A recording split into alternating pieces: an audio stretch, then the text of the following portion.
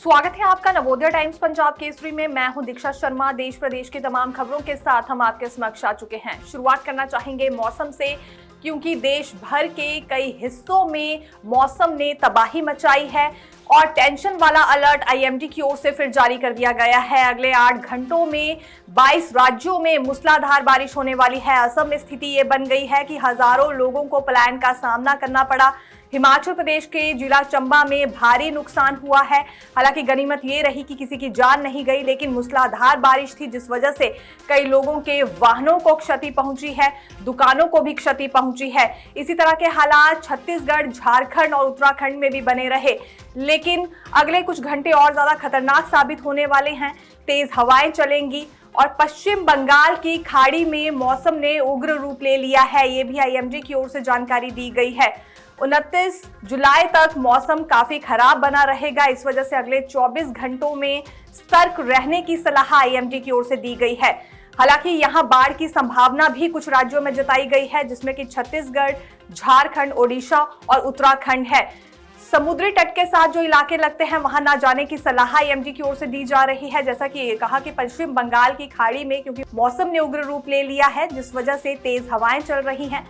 50 से 80 किलोमीटर तक के प्रति घंटे की रफ्तार से तेज हवाएं चलने का अनुमान जारी किया गया है। दिल्ली एनसीआर में भी स्थिति कुछ ऐसी ही बनी रहेगी, यानी कि एक दफा फिर जल भराव की स्थिति हमें दिल्ली की सड़कों पर नजर आ सकती है मूसलाधार बारिश के बाद। सीजेपी ने एक दफा फिर आंदोलन की चेतावनी दे दी है। इसका बड़ा कारण सीजेपी के प्रवक्ता सौरभ दास की ओर से यह बताया जा रहा है कि कुछ एक छात्रों पर झूठे मुकदमे सरकार की ओर से किए जा रहे हैं। यदि इन मुकदमों को वापस नहीं लिया जाता है तो एक दफा फिर आंदोलन की शुरुआत होगी। ये बात स्पष्ट तौर से सीजेपी की ओर से कह दी गई है। इतना ही नहीं, सुप्रीम कोर्ट ने भी इसमें अपनी यही दलील दी है कि इस तरह की बर्बरता पुलिस की ओर से नहीं दिखाई जा सकती है छात्रों पर। बिहार में पहले कुछ छात्रों पर केस किए गए, लेकिन अब बिहार सरकार ने वो वापस ले लिए हैं। लेकिन नई जानकारी ये भी है कि एक साक्षी पोर्टल लॉन्च किया गया है सीजेपी की ओर से। ये पोर्टल उन छात्रों के लिए सीजेपी ने लॉन्च कर दिया है जिन पर केस किए गए हैं। ये छात्र अपने केस और वीडियोस की जानकारी अब इस पोर्टल के माध्यम से दे सकते हैं, यानी कि सीजेपी पूरा साथ उन छात्रों का निभाएगी जिन पर केस किए जा रहे हैं, मुकदमे किए जा रहे हैं, क्योंकि सीजेपी का ये आरोप है कि ये झूठे मुकदमे पुलिस की ओर से उन पर हो रहे हैं। खासतौर पर दिल्ली पुलिस का नाम इसमें लिया जा रहा है। लेकिन दिल्ली पुलिस की ओर से दावा यह किया जा रहा है कि इन छात्रों की ओर से सार्वजनिक संपत्ति को नुकसान पहुंचाया गया है। धक्का मुक्की पुलिस के साथ इन्होंने की है। इसके अलावा कुछ और हरकतों को भी अंजाम दिया है, जिसके लिए इन पर यह मुकदमा होकर रहेगा। लेकिन अब देखना रोचक ये रहेगा कि सीजेपी की ओर से जो ये साक्षी पोर्टल लॉन्च किया गया है, इसमें कितने छात्रों की ओर से इंफॉर्मेशन और अपने केस को लेकर जानकारी दी जाती है। हालांकि सीजेपी की मदद यहां पर सिब्बल वकील की ओर से की जा रही है और फिलहाल आने वाले दिन अब कैसे रहते हैं सीजेपी के लिए भी, और जो आंदोलन की चेतावनी दी गई है इस पर क्या रुख रहता है। क्या एक दफा फिर हालात वही देश में बनने वाले हैं, देश की राजधानी में हमें वही तस्वीरें क्या नजर आएंगी अगर ये केस वापस नहीं लिए जाते हैं, ये एक बड़ा सवाल है। सुप्रीम कोर्ट की ओर से भी एक खास दलील दी गई है, आपको विस्तार से बताते हैं। सुप्रीम कोर्ट ने कहा प्रदर्शन पर पुलिस की बर्बरता सही नहीं।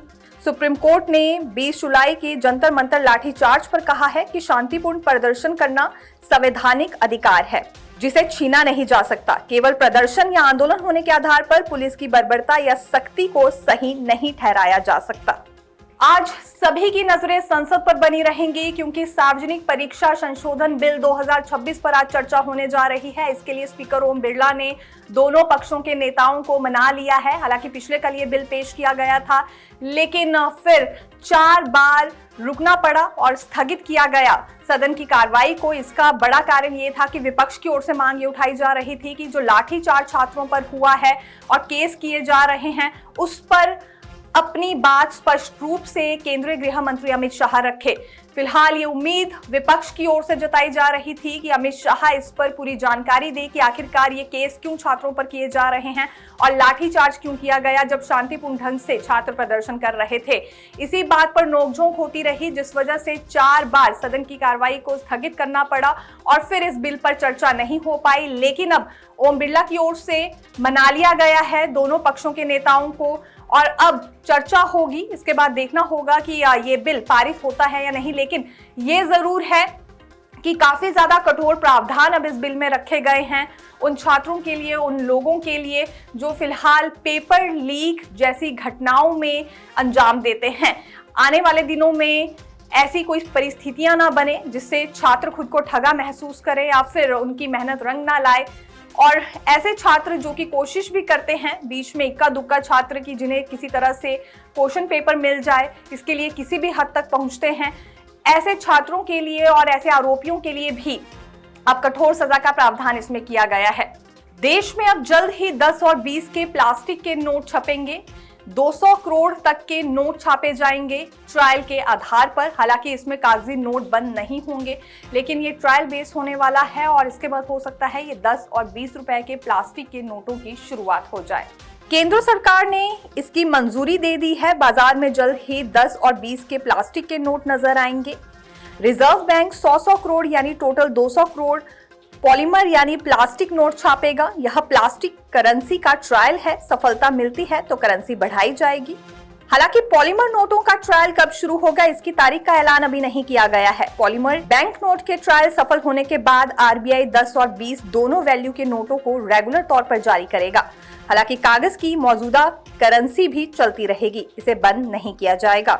आरबीआई जल्द ही देश में पॉलीमर से बने नोटों का पहला पायलट प्रोजेक्ट शुरू करने जा रहा है। यह देश में नए जनरेशन की करेंसी लाने के आरबीआई के प्लान का अगला कदम है। पल पल के अपडेट जानने के लिए देखते रहिए नवोदय टाइम्स पंजाब केसरी। मैं दीक्षा शर्मा, धन्यवाद।